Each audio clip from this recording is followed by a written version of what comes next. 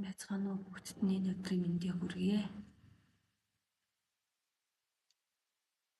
Тэрдэс бүсийн нэрэмж цахим зорилгыг шиний дэргэгээ боловсролын сургуулиас зохион байгууллаа. За энэ зорилгод Өвсгөл аймгийн 41 сургуулийн 436 суралцагч шалгагдсанаас дээд оноог 98 доод оноодыг дундаж гүйцэтгэлэн 46.8%-аар үнэлэгдсэн байна.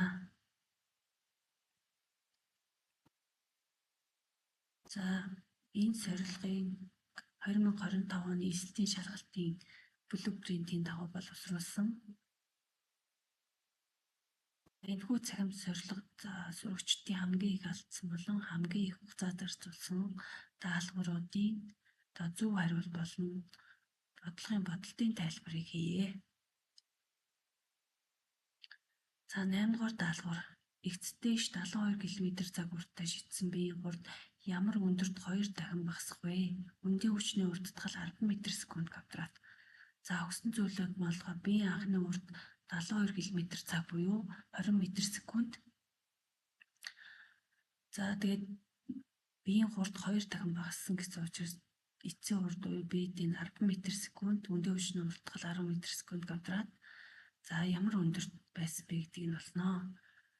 За би удаашрах хөдөлгөөн хийсэн учраас биеийн хурд 1 секунд тутам хурд нь бол 10 м/сек-ээр хорогдно гэсэн үг. За энэ үед биеийн эцсийн урдыг бичих юм бол B тэнцүү B0 өсгөн GT.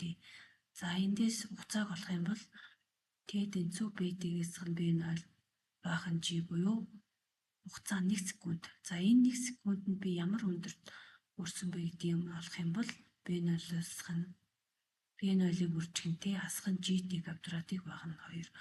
За энэ тэгштгэл дээр тоон утгад орлуулах юм бол 15 м гэж гарч байна.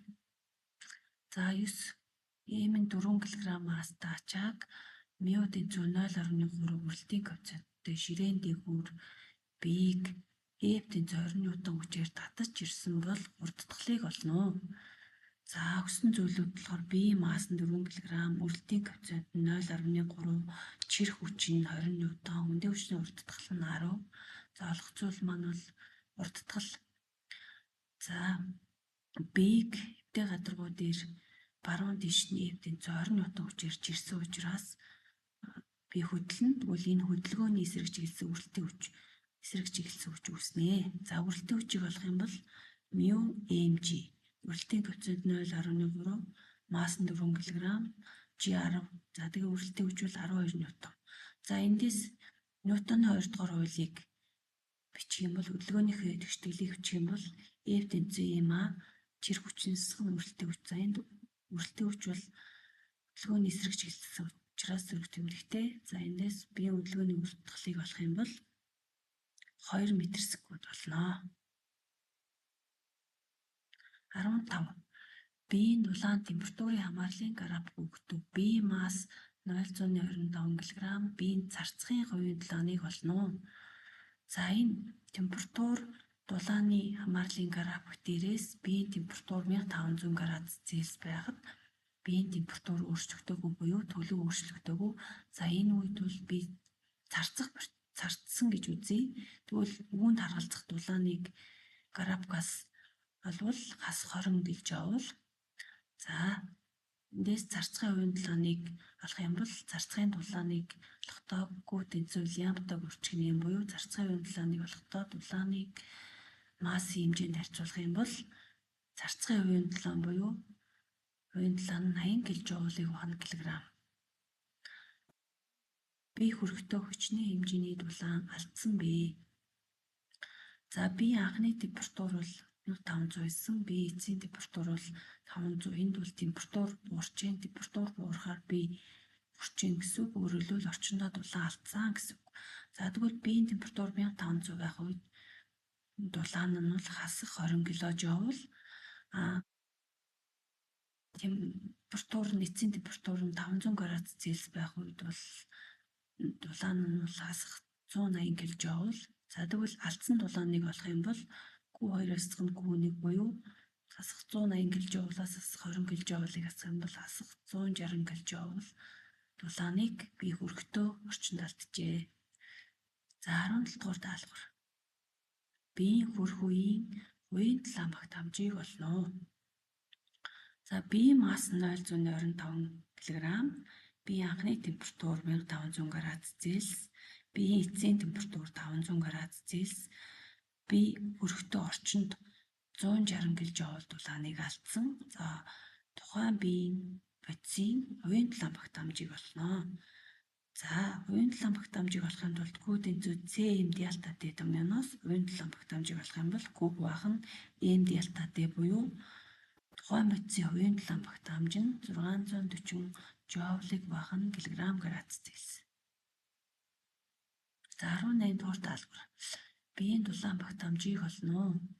За температур дулааны хамаарлын график дээрээсээ дахиад энийг болно. Биеийн масс нь 0.25 кг. За биеийн ихний температур 1500 градус Цельс, биеийн эцсийн температур 500 градус Цельс. За бие орчинд 160 кJ дулааныг алдсан бол тухайн биеийн дулаан багт хамжийг олно. За тэгээд хоёрын дулаан багт хамж усны ялгах юм бол биеийн дулаан багт хамжийг том зэгээр тэмдэглээд ингэж бичлээ. За эндээс Q тэнцвэр Cm delta T. C гэдэг нь бол тухайн бодисын хувийн дулаан багт хамж масс delta T-гээр үржүүлэлттэй тэнцвэдэг. Эндээс дулааны хэмжээг delta T буюу температурын өөрчлөлтөнд харьцуулах юм бол Q баах нь delta T буюу тэнцвэрийн тэмдгийн нөгөө талд нь бол Cm 2 хоцорж байна. За тэгвэл энэ хоёр томьёо бол хоёулаа тухайн биеийн дулаан багт хамжийг хоёулаа илэрхийлнэ. За тэгээ эндээс биеийн дулаан багт хамжийг олох юм бол Q баах нь delta T буюу 160 joule-ыг баах градус Цельс. За 19 дугаар даалгавар. Тих 1831 м3 эзлэхэнээс савн дотор 27 градус Цельс температуртай 20 г гели байв. Түүний даралтыг тодорхойл. Гелийн молийн масс нь 4 г моль. За өгсөн зүйлүүд маань биеийн масс нь 20 г, температур нь 27 градус Цельс, эзлэгүүн тиг 1831 м3, молийн масс нь 4 г моль, хийн түгээмэл тогтмол 831. За хийн даралтыг бол. Хийн даралтыг олохын тулд идеалын тэгштэглийг бичих ёстой. Идеалын төлөвийн тэгштэглийг бичих юм бол PV nu буюу бодисын тоо хэмжээг RT гэж болдог. За эндээс хийн даралтыг олох юм бол nu RT. За энд nu буюу эндээс nu буюу бодисын тоо хэмжээг олох юм бол хийн нийт массыг моль масстай харьцуулах юм бол 5 моль болно. За энэ температур маань 27 градус Цельс буюу Цельсийн температурын хуваараар байгаа учраас одоо Цельсийн температурыг Кельвиний хуваарь шилжүүлнэ. За тэгээд Кельвиний хуваарь шилжүүлэх юм бол 27 градус Цельс нь 400 Кельвин тэнцүү болно. За энэ томьёон дээрээ тон утгуудаа орлуулах юм бол даралт нь 15 кПа. 16. Зурагт үзүүлсэн хүчтэй багч хэлхий R1 нь 10 Ом, R2 нь 20 Ом. Эсэргүүцэл буй 2 резисторээс тогтноо. Оролтын хүчтэй нь бол 12 бол гаралтын хүчтэйг болоо. Хүчтэй багч хэлхийн маань хэсгийн бол энд өгсөн байна. 2 эсэргүүцлийг хэлхэнд ингээд цугаалсан юм хэлхийг бол хүчтэй багч хэлхийг нь. За хүчтэй багч хэлхээний оролтонд үүсгүүрээс хүчтэй өгсөн бөгөөд за түүний гаралтанд дээрх хүчтэй буюу R2 резистор дээрх хүчтэйг олно. За тэгэхээр бол хүчтэй бол гүйдлийг эсэргүүцлээр үржүүлсэн тэнцүү. За энд E-г үржих нь R2 гэж олно. Яагаад E2 гэж бод бичихгүй юм бэ гэхээр энд энэ хоёр эсэргүүцэл цугаал өгсөн учраас цугаалгалтын үед хэлхээний хэсгээр ижлэхэн гүйдэл тогтмолтой учраас E үржих нь R2. За энд E-г гүйдлийг олохын тулд хэлхээний хэсгийн омын хуулийг бичих ёстой. Хэлхээний омын хуулийг бичих юм бол хэсгийн омыг хуулийг бичвэл хүчтэйг ерөнхий эсэргүүцэлд багж гэсэн үг. За цугаалгалт учраас хэлхээний ерөнхий эсэргүүцэл нь бол R ерөнхийг энэ тэгшгэлд орлуулах юм бол R2-ыг бах нь R1 дээр нэмэх нь R2, үржих нь B оролтын хүчтэй. За энд байгаа энэ тэгштгэл бол R2-ыг бах нь R1 дээр нэмэх нь R2 бол хүчтэй багч хэлхээний хүчтэй багчийн коэффициент гэж нэрлэдэг. Тэгвэл гаралтын хүчтэй буюу R2 резистор дээр хүчтэйг олохын тулд хүчтэй багч хүчин коэффициентийг оролтын хүчтэйгээр үржүүлсэн нэгэн зүйл байна. За хүчлэн хүчин коэффициент маань 166, оролтын хүчтэл нь 12 вольт. Тэгвэл 792 буюу ойролцоогоор 8 вольт. За 21 Карногийн дулааны идеал хөдөлгүүр нэг цикл халагчаас 150 кJ дулаан авав.